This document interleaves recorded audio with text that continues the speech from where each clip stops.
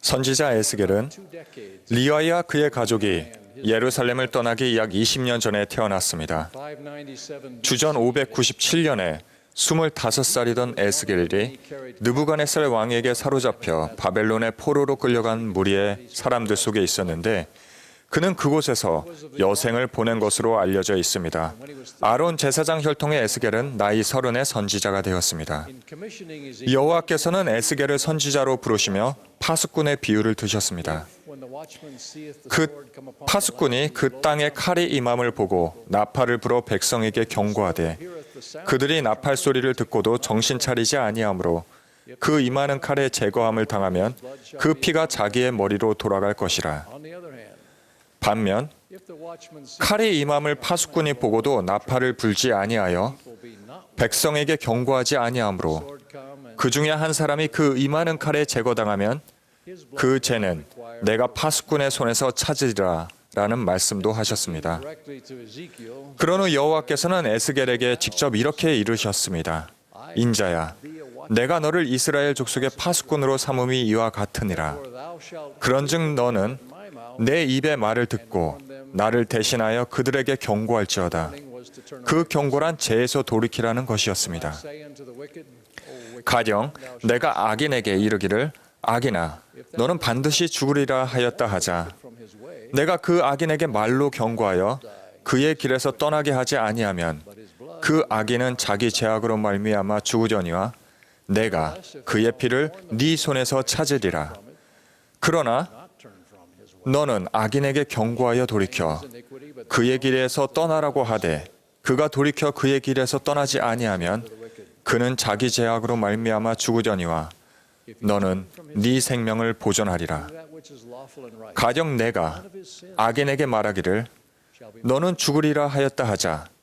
그가 돌이켜 자기의 죄에서 떠나서 정의와 공의로 행하면 그가 본래 범한 모든 죄가 기억되지 아니하리니 그가 반드시 살리라. 이는 정의와 공의를 행하였음이라 하라. 흥미롭게도 이 경고는 의로운 이에게도 적용됩니다. 가령 내가 의인에게 말하기를 너는 살리라 하였다 하자.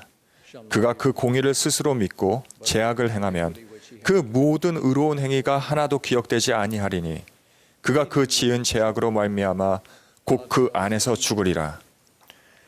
하나님께서는 에스겔을 통해 그분의 자녀들에게 간곡하게 말씀하십니다. 너는 그들에게 말하라. 주 여호와의 말씀이니라. 나의 삶을 두고 맹세하노니 나는 악인이 죽는 것을 기뻐하지 아니하고 악인이 그의 길에서 돌이켜 떠나 사는 것을 기뻐하노라. 이스라엘 족속아, 돌이키고 돌이키라. 너희 악한 길에서 떠나라. 어찌 죽고자 하느냐 하셨더라. 하나님 아버지와 우리 구주께서는 정죄하고 싶어 하시는 것이 전혀 아닙니다. 그분들은 우리가 행복하기를 바라시며 간악함은 결코 행복이 아니었고 앞으로도 아닐 것임을 너무도 잘 아시기에 우리에게 회개하라고 간곡히 부탁하십니다. 따라서 에스겔을 비롯해 그 전이나 그 후의 모든 선지자는 온 마음을 다해 하나님의 말씀을 전하며 영혼의 적인 사탄에게서 돌이키고 만인의 크신 중보자를 통하여 자유와 영생을 택할 모든 사람에게 경고해 왔습니다. 선지자들이 경고해야 할 의무를 특히 강렬하게 느끼는 것은 사실이지만 그렇다고 선지자만이 이 의무를 져야 하는 것은 아닙니다. 사실 경고를 받은 각 사람은 저마다 자기 이웃에게 경고하는 것이 마땅합니다. 우리는 위대한 행복의 계획과 그 실천 강령인 계명에 관한 지식을 받은 사람으로서 그것을 나누고자 하는 소망을 느껴야 합니다. 그 지식으로 이곳과 영혼 속에서의 삶이 완전히 달라지기 때문입니다. 그리고 만일 내가 경고해야 할 이웃은 누구인가? 라는 질문이 생긴다면 그 답은 어떤 사람이 예루살렘에서 여리고로 내려가다가 강도를 만나뵈러 시작하는 비유에서 분명히 찾을 수 있을 것입니다.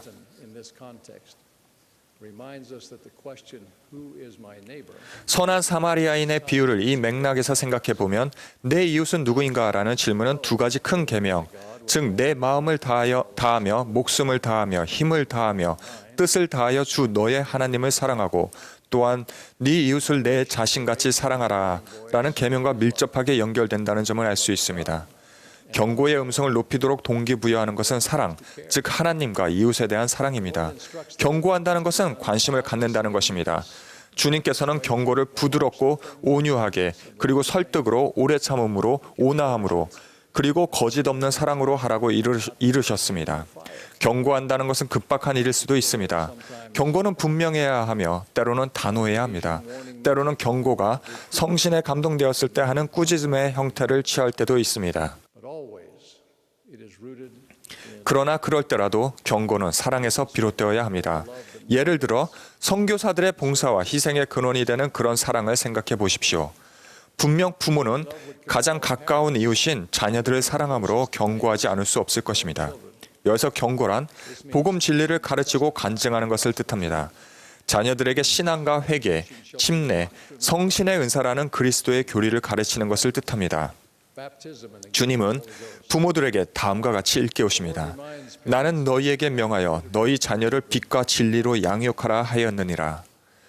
경고를 해야 하는 부모의 의무에서 매우 중요한 요소는 의기소침하게 하는 죄의 결과뿐만 아니라 계명에 순종하며 생활하는 기쁨 또한 가르치는 것입니다. 무엇이 하나님을 찾고 제사함을 받으며 개종하도록 이끌었다고 이노스가 말했는지 떠올려 봅시다. 보라, 내가 숲속에 짐승을 사냥하러 갔더니 내가 종종 들었던 바 나의 부친이 영생과 성도들의 기쁨에 관하여 하시던 말씀이 내 마음에 깊이 스며들었느니라. 그리고 나의 영혼이 주저던지라. 내가 나를 지으신 이 앞에 무릎을 꿇고 나 자신의 영혼을 위하여 간절한 기도와 간구로 그에게 부르짖었나니 예수께서는 사람들을 더없이 사랑하시고 그들이 행복하기를 바라셨기에 주저없이 경고하셨습니다. 그분은 성역을 시작할 때부터 복음을 전파하여 회개하라, 천국이 가까이 왔느니라 라고 말씀하셨습니다. 그분은 아무 길로나 천국에 이를 수는 없음을 아셨기에 이렇게 명하셨습니다. 좁은 문으로 들어가라.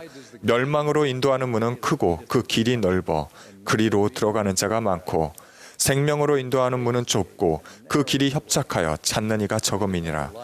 또한 죄인들에게 시간을 내어주시며 이렇게 말씀하셨습니다. 내가 의인을 부르러 온 것이 아니요 죄인을 불러 회개시키러 왔노라. 예수께서 서기관과 바리새인 그리고 사두개인의 위선을 조금도 물러섬 없이 강하게 꾸짖으셨습니다. 그분은 단도직입적으로 경고하시고 또 명하셨습니다. 화 있을진저 외식하는 서기관들과 바리새인들이여 너희가 박하와 회양과 근체의 11조는 들이되 율법에 더 중한 바 정의와 긍휼과 믿음은 버렸도다. 그러나 이것도 행하고 저것도 버리지 말아야 할지니라. 분명 어느 누구도 구주께서 이들 서기관과 바리새인을 사랑하지 않으셨다고 말하지는 못할 것입니다. 어쨌든 그분은 그들 또한 구하기 위해 고통을 겪으셨고 죽음을 맞으셨기 때문입니다. 그러나 그들을 사랑하셨기에 분명하게 바로잡지 않고서 그들이 계속해서 죄를 짓게 내버려 둘 수는 없으셨습니다. 이런 글이 있습니다. 예수께서는 따르는 사람들에게 당신이 하신 것처럼 모든 일을 받아들이되 또한 그들에게 죄에 관해 가르치라고 말씀하셨다. 왜냐하면 사람을 사랑한다면 그에게 해가 될 수 있는 것들을 경고해야 하기 때문이다. 때로 경고의 음성을 높이는 사람들이 비판하기 좋아하는 사람이라고 폄하되기도 합니다. 그러나 역설적이게도 진리는 상대적이며 도덕적인 표준은 개인의 선호에 따라 달라진다고 주장하는 사람들이야말로 흔히 현재 통용되는 올바름 사고의 규범을 받아들이지 않는 사람들을 향해 가장 혹독한 비난을 일삼기도 합니다.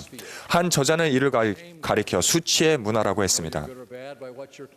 제일식의 문화에서는 양심으로 느끼는 바에 따라 자신이 좋은 사람인지 나쁜 사람인지 안다. 수치의 문화에서는 자신이 속한 공동체가 자신에 대해 말하는 바에 따라, 즉 그 공동체가 자신을 존중하는지 배척하는지에 따라 자신이 좋은 사람인지 나쁜 사람인지를 안다.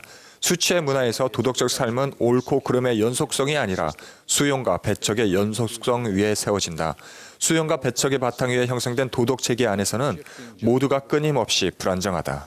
항구적인 표준은 존재하지 않으며 쉽게 변하는 군중의 판단만 있을 뿐이다. 그것은 과민성과 과잉 반응, 잦은 도덕적 공황으로 대표되는 문화이며 이 문화에서는 모든 사람이 부득불 동조하지 않을 수 없다고 여긴다.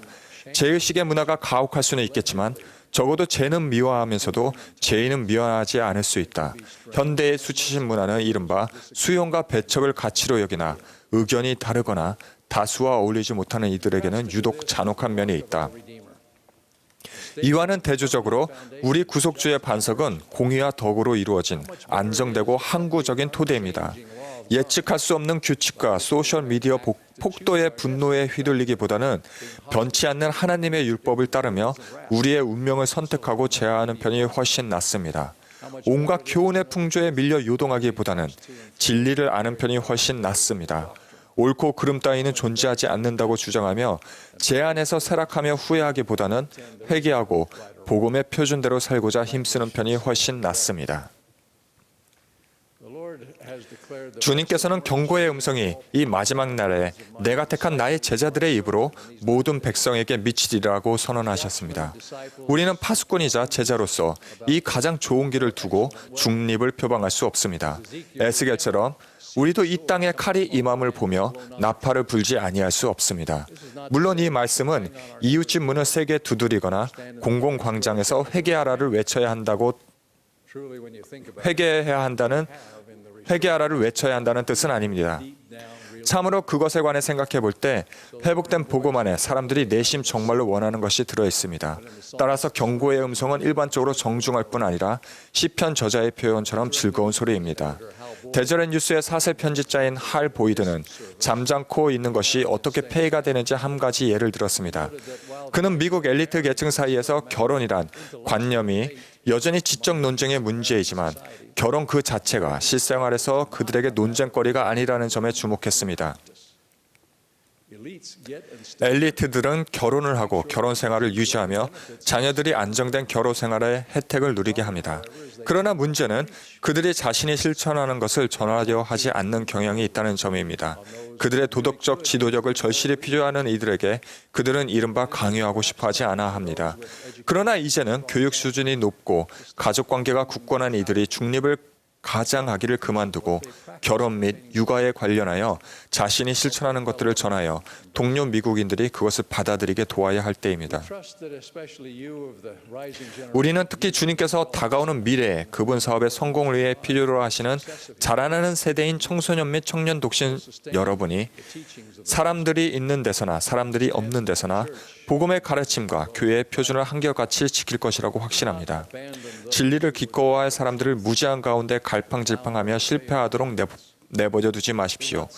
관용이라는 잘못된 개념에 또는 불편함, 반감, 고통에 대한 두려움에 굴복하지 마십시오. 구주의 약속을 기억하십시오. 나로 말미암아 너희를 욕하고 박해하고 거짓으로 너희를 거슬러 모든 악한 말을 할 때에는 너희에게 복이 있나니 기뻐하고 즐거워하라. 하늘에서 너희의 상이 큼이라. 너희 전에 있던 선지자들도 이같이 박해하였느니라. 결국 우리 모두는 자신의 선택과 살아가는 삶에 대해 하나님께 책임을 져야 합니다. 구주께서는 말씀하셨습니다. 내 아버지께서 나를 보내신 것은 나를 십자가 위에 들리게 하시며 또 내가 십자가 위에 들린 후에 모든 사람을 내게로 이끌어 내가 사람들에게 들렸던 것 같이 사람들이 아버지께 들림을 받아 내 앞에 서서 그 행위가 선하든지 악하든지 그 행위에 대하여 심판을 받게 하려 하심이라. 심판자로서의 주님의 위상을 생각하며 저는 엘마의 다운 말로 여러분께 간청합니다. 또 이제 나의 형제들아, 내가 내 마음 가장 깊은 곳으로부터 참으로 고통스럽기까지 한 큰 염려를 가지고 바라노니 너희 죄를 던져버리고 너희의 회개의 날을 미루지 말고 도리어 너희는 주 앞에 겸손하고 그의 거룩한 이름을 부르며 깨어 항상 기도하여 너희가 감당할 수 있는 이상으로 시험을 받지 않게 하고 그리하여 성령의 인도하심을 받아 겸손하고 온유하고 유순하고 인내하며 사랑에 충만하며 모든 것에 오래 참는 자가 되며 주를 믿으며 영생을 받으리라는 소망을 가지며 너희 마음에 항상 하나님의 사랑을 지녀 마지막 날에 너희가 들리워 그의 안식에 들어가게 되도록 하라. 우리 각자가 다윗과 같이 주님께 다음과 같이 말씀드릴 수 있기를 소망합니다. 내가 주의 공의를 내 심중에 숨기지 아니하고 주의 성실과 구원을 선포하였으며 내가 주의 인자와 진리를 많은 회중 가운데에서 감추지 아니하였나이다. 여호와여, 주의 궁유를 내게서 거두지 마시옵소서. 예수 그리스도의 이름으로 말씀드립니다. 아멘.